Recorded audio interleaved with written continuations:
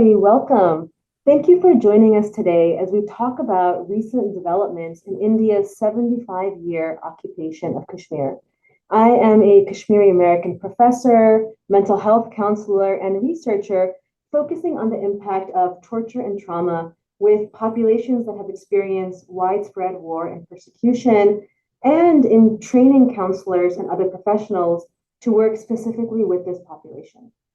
So we're here in part to discuss the G20, or the Group of 20, which is a gathering of many of the world's largest economies to discuss pressing economic issues and coordinate global policy on trade, health, climate, and other issues. As this year's host of the G20 summit, India is holding a series of meetings across the country. One of these meetings, on May 22nd until the 24th, so starting yesterday for those who have been following this, they will be held in occupied Kashmir, where up to 100 international delegates from the member countries of the G20 are expected to arrive in Srinagar. These meetings are a key part of India's strategy in normalizing its 75-year long occupation in Kashmir and its narrative that Kashmir is, quote, an integral part of India and that Kashmir is normal. Delegates will, of course, be provided with a very curated sham tour of Kashmir, while human rights observers and journalists are denied access to the region and or brutally suppressed.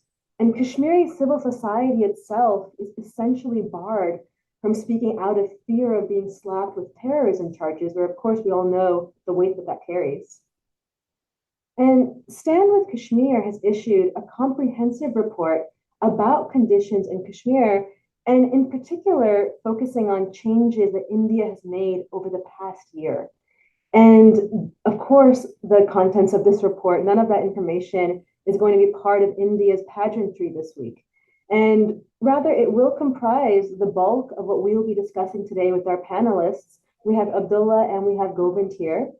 And I thank you all for being here because these discussions are so important and reports like this are so critical precisely because of the lack of freedom of expression in Kashmir, which certainly we'll be talking more about today. And so before introducing Abdullah and Govind, I wanted to provide a brief context on where we are today. For 75 years, India has continued to deprive the people of Kashmir their basic right to self-determination. Thus, the Kashmiri resistance to the occupation is also 75 years old. This is not new.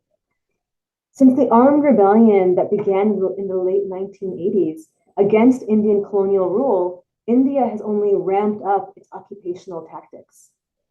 Not only did the presence of Indian forces in Kashmir grow exponentially, making it the world's most militarized area, but so too did their human rights violations and war crimes. Close to 100,000 Kashmiris have died at the hands of the Indian occupation forces in the last 3.5 decades, and around 10,000 have been subjected to enforced disappearances. At the same time, rape and sexual violence have been used as a weapon of war. War crimes in the shape of barbaric and unthinkable forms of torture have also been rampant. Indian forces are protected by laws like the Armed Forces Special Powers Act, which gives them complete impunity. In August 2019, the government of India abrogated Articles 35A and 370 of the Indian Constitution, which was intended to give the region a semi-autonomous status. And while India never adhered to its promises of autonomy, Kashmiris had been able to protect the demography of the state by restricting residency rights like the right to buy land or obtain government employment to Kashmiri permanent residents. But with its settler-colonial project, India wants Kashmir to be settled by Indian Hindus to change the demographics of the region from a Muslim majority to a Hindu majority, and thus erase all calls for self-determination. For the purpose of normalization, tourism is being promoted, and Indians are being encouraged to visit Kashmir. This results in the claiming of Kashmir by these Indian tourists and the building of a discourse where Kashmir is casually mentioned as a part of India. It's completely normal, right? And it's in a bid to erase the 75-year-long freedom struggle of Kashmiris. Music and cultural festivals are also facilitated by the state apparatus to continue to push this narrative, right? Normalcy, Kashmir is safe. And instead, this is really obscuring the reality that while Indian tourists and of course the G20 delegation, while they are safe in Kashmir, fake encounters, torture, extrajudicial killings, and preventative detention occur at a regular rate for Kashmiris. Again, things that you're not going to hear being talked about this week. I'd like to turn us over to Govind, who will talk in a bit more detail about human rights abuses in Kashmir, and in particular, limits on freedom of expression in Kashmir, which is in part why many around the world are not hearing about what's happening in Kashmir. And so Govind Acharya is the India Kashmir specialist for Amnesty International USA. He's held several positions within Amnesty, leading the organization's work in Kabul, Afghanistan, and serving a total of 9 years on the board of directors, most recently from 2013 to 2019. He did his graduate work in economics at Cornell University and now leads analytics at the University of California, Davis. And so I turn it over to you now, Govind. Thank you for being here. Thank you. Thank you very much, Dr. Bazazad. I just want to start by thanking Stanwyck Kashmir for inviting me, but actually more importantly for writing their thorough and frankly heartbreaking report on Kashmir. It's a hard but necessary report to read, and it worries me that too few people are doing it. And so I really think this is a great opportunity to highlight some of the points in the report and also bring in some other items from the reporting that Amnesty International has done. One of my main frustrations has been India's, frankly, successful efforts to wash away the stains of decades of brutality since the late 1980s. And we see this right now is when these foreign delegations have a meeting around the G20 in Kashmir to pretend that all is well in Kashmir. As this event is going on, I noticed a prominent Indian nationalist. I'm not going to mention his name, but he was delighted about how, quote, I'm going to quote him, foreign delegations are enjoying Kashmiri authentic cuisine and folk music, unquote. In addition to show how, quote unquote, normal it is, the BBC reported, again, a quote from the BBC, that military bunkers, normally a common sight in Kashmir, have been covered with G20 banners to hide them from view. I mean, it's very, as the young people say, it's very normal and very cool, right? Everything is fine in Kashmir. But of course, you have a lot of people who are concerned, including those on the panel and many others. Fernand de Varenne, the UN Special Rapporteur on Minority Issues, disagrees also with that normalcy that India wants to present to the world, and issued a statement saying that the G20, quote, unwittingly providing a veneer of support to a facade of normalcy. When human rights violations, political persecution, and illegal arrests were escalating in Kashmir, it seems obvious to us, but not apparently to a lot of those governments who are participating. But obviously, you can't have normalization without justice. And while widespread human rights abuses are ongoing, and attempting to even summarize these violations feels incomplete, which is why Stanwyck Kashmir's work is so essential. I mean, their report is very long and very thorough. So I really encourage everyone to read it and take it in. And so But what I'm going to address is just a few examples of some of the grave violations of Kashmir's right to freedom of expression. And I'm taking those examples that have happened in the very recent past with an acknowledgement that I am going to be sort of omitting the thousands of cases over the decades that we have seen, and we cannot forget those victims. But there's only so much time, unfortunately. Now, so the first one is just talking a little bit about frankly, some of South Asia's most iconic civil society organizations actually stemmed from the decades-long urgent need to document and seek accountability for human rights violations.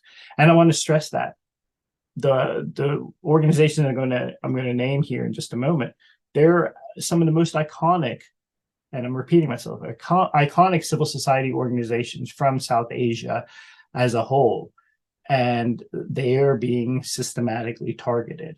Those include the Jammu and Kashmir Coalition of Civil Society and the Association of Parents of Disappeared Persons. There are actually others, but those are the ones that I'll talk about a little bit here. And now I just want to say, even before the 2019 crackdown against these and other human rights groups, these organizations operated in a very dangerous space for civil society. But after the 2019 abrogation of Article 370, the gloves were off. The government of India could use a draconian piece of legislation called the Unlawful Activities Prevention Act, or UAPA, to jail thousands, or at least hundreds to thousands of people with no recourse to bail, even if a judge was amenable to releasing individuals. It is used as a preventative, quote unquote, preventative tool to squash dissent, frankly. And it isn't, and it's not just in Kashmir that it's being used as an aside. It's used all over India as well, with many people targeted for their dissent. The most prominent of these victims of the UAPA is Karam Parvez. He has been documenting human rights violations for decades, and I'll say he's frankly one of my heroes. I mean, there are a lot of people who I consider my heroes in the Kashmiri human rights space, and he is one of those. And but to this date, however, there doesn't seem to be any prospect of his release without concerted international pressure. There are people in Srinagar right now, as we're speaking, who could be putting that pressure on the Indian authorities to release him and others. And I wish I could say that that's coming, but unfortunately, I have to say that it probably is not. And so it's an opportunity missed in the G20. Now, the state of Kashmiri journalism is equally dire. Without freedom of the press, human rights violations can fester in the darkness. Because even during the height of the violence in Kashmir in the 90s, you had very brave journalists who were reporting on human rights violations. So we would know about them and can take action where we are able to. But that has been also eroded thanks to the abrogation of 370, the UAPA, the Unlawful Activities Prevention Act, but also just other ways in which that intimidation can occur. So, and a recent example is the travesty, what I consider actually what Amnesty International considers the travesty of the arrest of Irfan Miraj in connection with a supposed, quote unquote, terror funding case.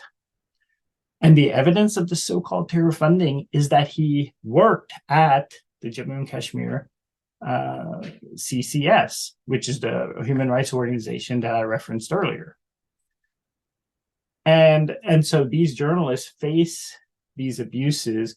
They're either forced to flee Kashmir, or they're actually having to leave South Asia or India as a whole. I actually happened to have met a couple of journalists who were in Kashmir after the abrogation of Article 370. It was on Friday that I had met a couple of those journalists, and they were lucky to be able to flee without being arrested.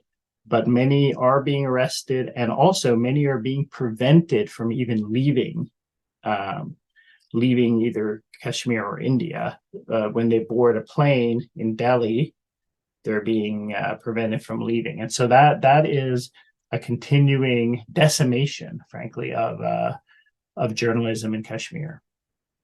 And to further add to that intimidation, this may be a small thing, but it's that the shred of camaraderie that journalists had was again destroyed in January 22, when the Kashmir Press Club was closed by a combination of the police and pro-government journalists.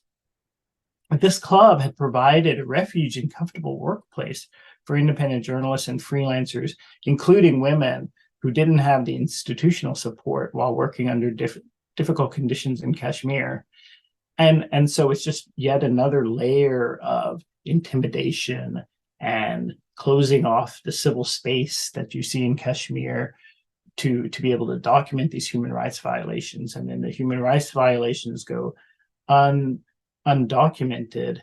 And without that light, Amnesty International symbol is a candle, is a famous symbol of a candle. And the whole premise of it is that they shine a light on human rights violations. And because Amnesty International, other human rights organizations internationally, Kashmiri human rights organizations or Indian human rights organizations are forbidden to operate in Kashmir, journalism would have been the only way to do this, but even they're being choked off. So I could go on and on, but I want to leave you with this quote, which is actually from an Amnesty International report that's still relevant about the shrinking space for civil society, very shrunk space for civil society in Kashmir. And this is from a Kashmiri journalist who has faced repeated harassment from Indian authorities. And this is a quote here. "The people of Jammu and Kashmir are considered with utmost suspicion, including the most powerful people, whether it's bureaucracy, politicians, intellectuals, or media. Everybody is treated as someone who needs to be subjugated and needs to be shown the right path. For heaven's sake, do people of Jammu and Kashmir have no agency of their own? If Jammu and Kashmir is an integral part of India, so are its people," unquote. Now, we who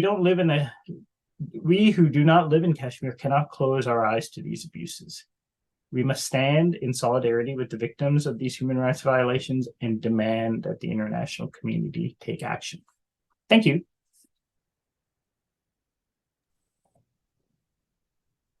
Govind, thank you so much for sharing that. I really appreciate how you ended that as well. Would like to introduce Abdullah now, who's our second panelist, who will also just elaborate more on the impact of India's occupation of Kashmir and the role of the international community. So Abdullah Muaswis is a writer, researcher, translator, and educator. His current academic explorations focus on the globalization of settler-colonial logics. He has previously written about the politics of food with special reference to chai karak and the socio-political role of internet memes in South and West Asia. In addition to this, Abdullah also writes poetry and speculative fiction, which you're going to have to send to me, but just putting that in the aside. So thank you so much, Abdullah.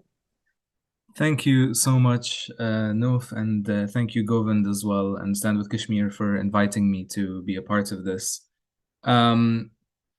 I was brought in, I think, mostly to comment on section 2 of the report. And the report, by the way, is incredibly detailed and excellent and timely. And I think, as Govind said, a really important read for anyone looking to know more about what's going on in Kashmir, and also to learn, actually, in some parts, about kind of the nature of Indian domestic and foreign policy at large. Section 2 of the report is entitled "Who's Facilitating India's Occupation in Kashmir?" And it looks at the involvement of international actors in enabling the current reality. It's important to mention, I think, though, that although the report has these 5 clearly defined sections, they all kind of intertwine at various points. And I think if you read the report, this is really clear.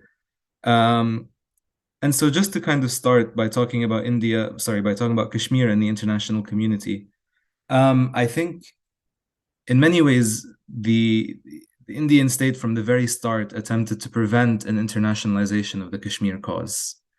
Indian foreign policy in large part was designed from very early on, from 1947 itself, from 48 itself, to kind of like stifle international debate on the status of Kashmir. I think a good example of this, and this is kind of a difficult one for me to state because I am Palestinian, is kind of like the prominent role of Palestine in Indian foreign policy at the time, which according to many, even kind of like pro-India and pro-Zionist historians, was designed to undercut the support of Arab states or Muslim or putatively Muslim states support for the Kashmir cause, so kind of to undercut like Pakistan's position as well.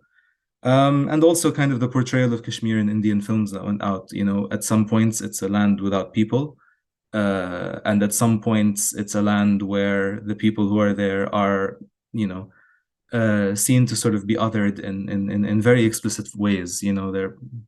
And this is something that kind of like changes over time. There's a lot of really good writing on how kind of Kashmir is portrayed in Indian films, throughout the decades.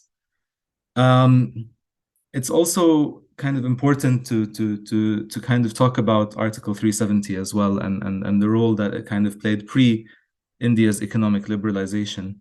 Because of course, economic liberalization and integration is also, I think, if we're thinking about kind of like the India of the late 80s onwards, and even more so in the last decade or two, a really important aspect of how the international community and international actors have come to play a role in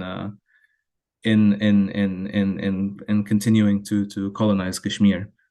And the reason I bring this up is because under kind of like the pre-liberalization regimes, so under Nehru, under Indira Gandhi, kind of in during those eras,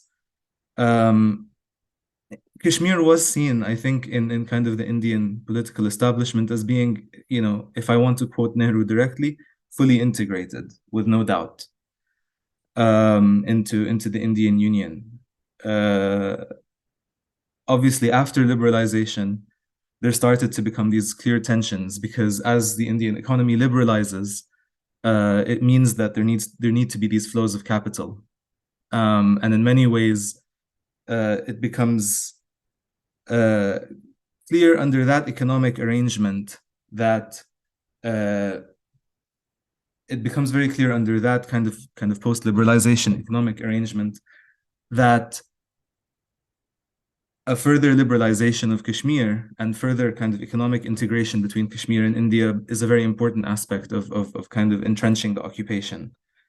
So this is why, like, I think there's a problem where a lot of histories of the kind of occupation of Kashmir and the colonization of Kashmir, to be more specific, start in 1990, and not in 1947 or 1948.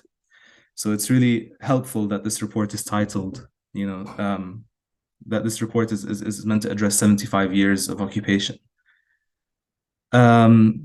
Integration, of course, economic integration, which kind of coincides with the start of the Kashmir Intifada, is in some ways a form of kind of renegotiating or finding other ways to access or to exercise sovereignty by agenda setting and aligning integration, economic integration with foreign and domestic foreign policy objectives. So there's like an established kind of trend in liberal economics or neoliberal economics that talks about how global integration economically impacts states in the sense that it weakens the state or it weakens sovereignty, but actually newer trends argue against this and push back against this by arguing that actually, because the state now becomes, the kind of arbiter or the access point for markets, it strengthens state formation because the state has to ensure that capital can flow.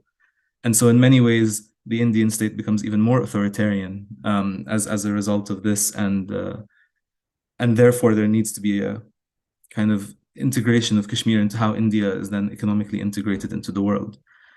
How am I doing on time? Can I ask? Okay. The then arrival of the war on terror, or the global war on terror, kind of, which is initiated by Bush in 2001, President George W. Bush, Bush II, also kind of brings India politically and economically to kind of further entrench its alignment with kind of the unipolar US kind of led capitalist order, post-Cold War capitalist order, where the Kashmiri scholar Muhammad Junaid kind of points out that on one hand, India argues that the Kashmir liberation struggle is connected with trends of global jihad, but at the same time says that there are no actors of global jihad in Kashmir because, of course, they don't want, further kind of interference from the United States and other actors like that. And so India, in a way, has been, as Govind says, very successful at kind of shaping this global narrative, and also kind of through creating these economic structures and political structures by which it's able to prevent, or at least to kind of stifle the internationalization of the Kashmir cause. And I think that actually the Kashmir cause is a very international one. And I think it's not discussed enough in those terms as being an international, cause that has international relevance. There's a whole bunch of things I have here in my notes about economics, and I'm going to skip them because I want to get to kind of one of the more prominent actors in section 2 of the report, and that's Israel and the connection between India and Israel, and how this also kind of factors into maintaining kind of the colonization of Kashmir and its transformation into, or at least it's not so much its transformation, but I would say its realization, because of course, looking back into history, a lot of the groundwork has been made for Kashmir to become a settler-colonial case. And so it's important to recognize that a lot of the things that have happened in the last few years didn't happen in a vacuum, or didn't kind of come from nowhere. So anyway, there are two reasons that I think it's important to discuss the role of Israel and why it features prominently in the report. I think one is because the Palestinian and Kashmiri causes have been connected for a very long time. And I can go more into that if needed, but just for the sake of brevity, I won't. And also because India and Israel had these kind of political and economic transformations at similar times as well. So the outlook for the future is that cases of settler colonialism and the settler colonial mentality or logics or ethos, as Ghassan Haj calls it, need to become integrated into kind of world capitalism or transnational capitalism to survive.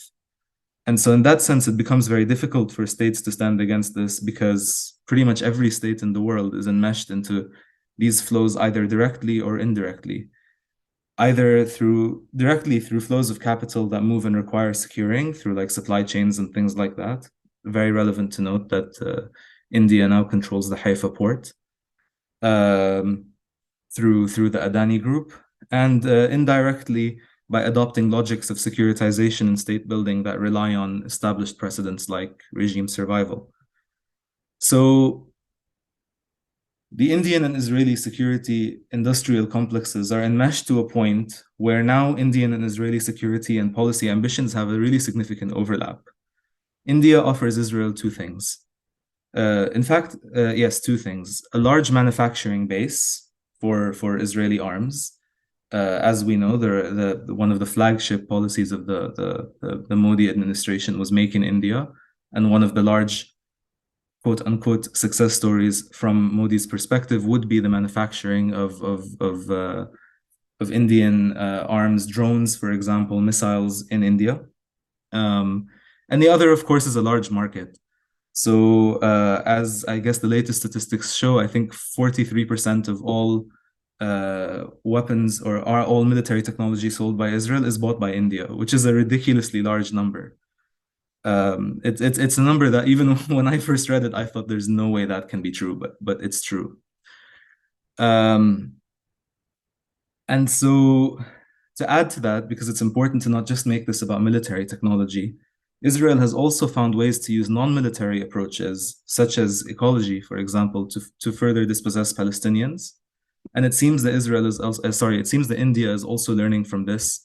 It's very tricky that India and Israel both start with I have to say, and a really interesting, convenient, and a very interesting coincidence. But anyway, India is also learning from this, I think, and looking for expertise as well. So part of settler colonialism, as per a lot of studies, is attempting to change the natural environment or the kind of ecological landscape. So, for example, Israel grew a lot of pine trees in places where they shouldn't have been grown and severely damaged Palestinian ecology by doing so. And they started kind of cultivating things like avocados and started rerouting, like the waters from the Jordan River. And India is starting to do has been doing very similar things in Kashmir as well. So, for example, promoting the use of dangerous high yield crops. And now, of course, as was kind of reported earlier this year, India and Israel are now jointly opening these kind of agricultural centers of excellence in Kashmir, I believe they're called. So to kind of bring this to a close, from my perspective, at least, from my position, I note a lot of similarities between kind of the way that Israel does PR at a global level and does diplomacy and what India is attempting to do now with Kashmir. And this is clear in kind of like the way that they're trying to host the G20 meetings in Kashmir as well. It's as people have noted on social media, and I think Govid also noted as well, it continues the process of India trying to demonstrate or perform this ownership over Kashmir. And the states that participate are passively acknowledging this or normalizing the Indian narratives. There is a message that's being sent out to the world that everything is fine. At best or at worst, at the most naive level, that everything is fine, and at the most sinister, that Kashmiris are totally irrelevant to what happens.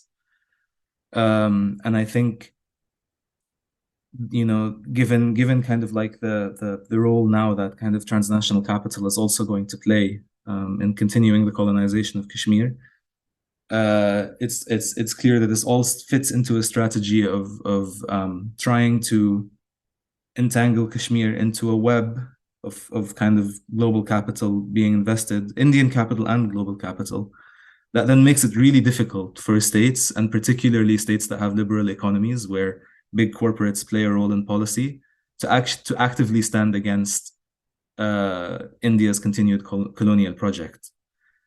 And I think I'm going to end there for fear of kind of going into too much detail about things and for taking up too much space. And open to, I guess, questions if there are any. Absolutely. Thank you so much, Abdullah, for sharing all of that. And I mean, the parallels between what India is doing and what Israel is doing, it's so clear. It's so clear. It's so well documented. I really do hope that people read that. I mean, I hope you read the whole report, but I really hope that when you're reading that section in particular that Abdullah was referencing, that you note those parallels, because they're clear as day. And so, again, thank you so much, Abdullah. Thank you, Govind. Within Kashmir and even internationally, it's been noted that it's difficult to confirm news from Kashmir because no one can speak about what's happening. I know Govind talked a bit about the dynamics of why that is the case. And exactly like Abdullah was saying, normalization efforts are a big part of what occupying powers like Israel and like India are doing. Normalization efforts such as the stunts this week, it's part of a much wider process to show that, exactly like Abdullah said, right, everything is fine. People are happy with India. The only trouble is instigated by outside powers, right, namely Pakistan.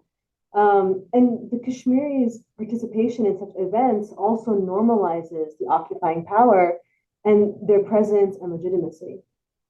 And it's done for a number of purposes. It's not only for the purposes of the international community. You have to put on the good show. Um, it's not only for the broader Indian society, which has to be continuously sold this story, continuously fed this narrative, but also for colonized Kashmiris. As you heard today, India has heavily invested in trying to send a message to Kashmiris themselves that resistance is futile and that India's reality is the only, quote, normal reality that must be subscribed to. And that the daily oppression that Kashmiris face is just a fact of life and just to accept it. However, as Kashmiris, we know that there's no amount of money or power that will break the determination of the Kashmiri people. The efforts by the Indian government to suppress the voices and will of Kashmiris is directly proportional to the amount of power that we know these voices hold. That's why they're being silenced. And I really encourage individuals to share Stand with Kashmir's report in your networks, raise awareness. Stand with Kashmir also welcomes the organization of events, including talks, teach-ins, panels, book discussions, film, documentary screenings, solidarity events around the report. Because, Stand with Kashmir wants to ensure that a conversation around Kashmir continues around the world as India strives to really stifle all discussion of Kashmir within Kashmir and outside of Kashmir. You can contact Stand with Kashmir for any logistical support in terms of experts who can present, maybe explain more components of the report, as well as other resources to assist with planning events. The report can be downloaded from the Stand with Kashmir website. It's under the campaigns tab, and you can read more about some of SWK's other campaigns as well. You can access other critical resources. And for those in Kashmir and India, the Stand with Kashmir website is, of course, blocked, but you can access the report on nog20inkashmir.com, great URL. As the SWK website, like I said, it's blocked. Our campaign page also lists other action items that Kashmiris and allies can take, particularly this week. So please go ahead, familiarize yourself with the resources.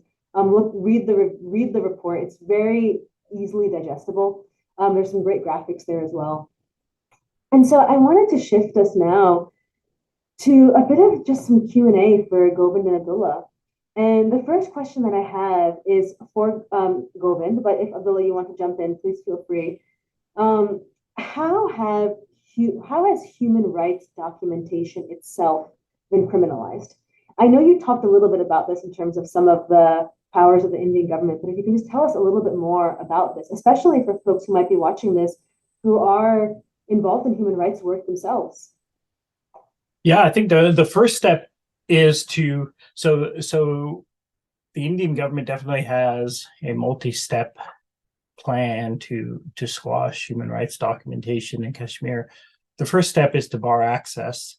So to bar access from of anyone who could go in there to do human rights documentation, either as a from specific organizations, either international or Indian human rights organizations. Then the next step is to of those that are outside of Kashmir is to target them with various usually related around banking or corruption. Amnesty International India was one of those that actually was caught in that dragnet, but is not we're not the only ones by any means. So you use indirect means to sort of target those that are documenting in Kashmir. Then then the next step is to use the many tools that are available to the Indian state for crushing dissent. even aside from the money aspect. And even if they didn't have the Unlawful Activities Prevention Act, there were plenty of other laws that they could use. For example, they could target you for sedition, and I'm talking about those in India. You could be targeted for sedition. You could be targeted under other laws within Kashmir. Kashmiris themselves have the added impact of being Kashmiri and having the full weight of security forces on them. So even and also closing down institutions, as I referenced, the journalist organizations, the closure of even government agencies like the Jammu and Kashmir Human Rights Commission, which, even though it struggled sometimes with credibility, was at least available as a recourse. And also to just use the apparatus of the state in a way that really, unless you're ultra brave, like beyond the bravery that I may be or others, just to be able to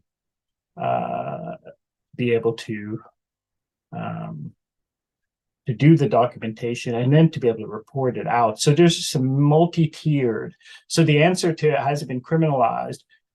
Yes, but also there are non-criminal intimidation tactics that could be used well within the legislation that has been passed in Delhi, right? So they're using the imprimatur of it being legal to use intimidation tactics, but that's where you have it. So it's a multi-layered sense of oppression there.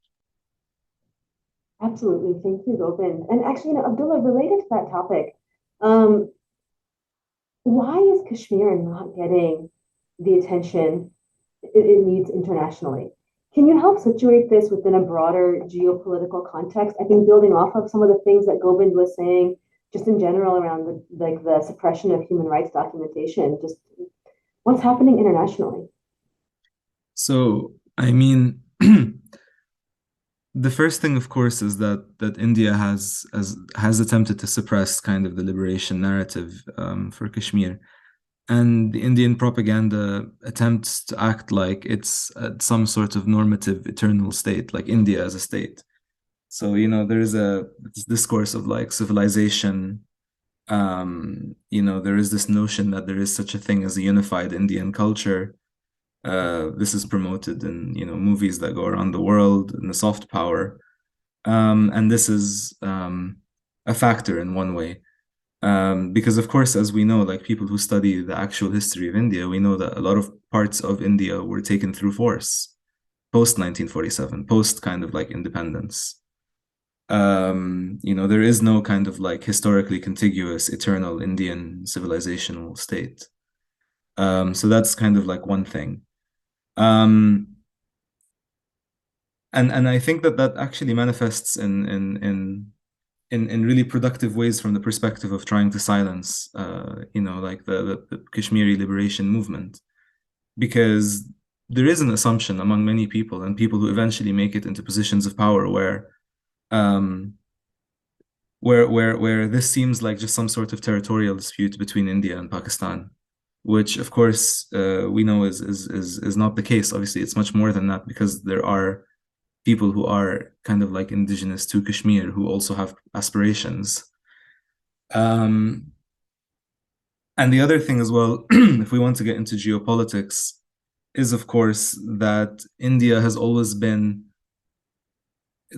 occupied a very important position in the context of like superpower confrontation. So during the Cold War, India was part of the non-aligned movement and sort of played its politics very well to act as some sort of like anti-colonial champion in the world.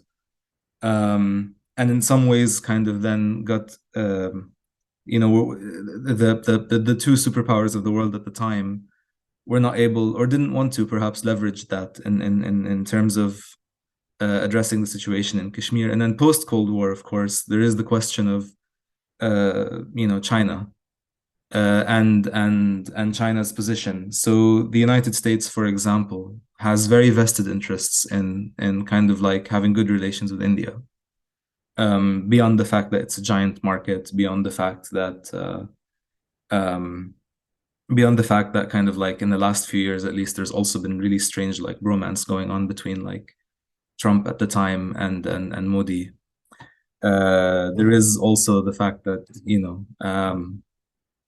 India is part of kind of like the US's kind of like outlook or kind of like policy orientation on Asia, both West and East Asia. So India is an important actor within kind of like the way that now the US looks to kind of guarantee like supply chains and things like that through West Asia, through the I2U2 agreement, or the West Asia Quad as it's called, and then also kind of like towards China in other ways.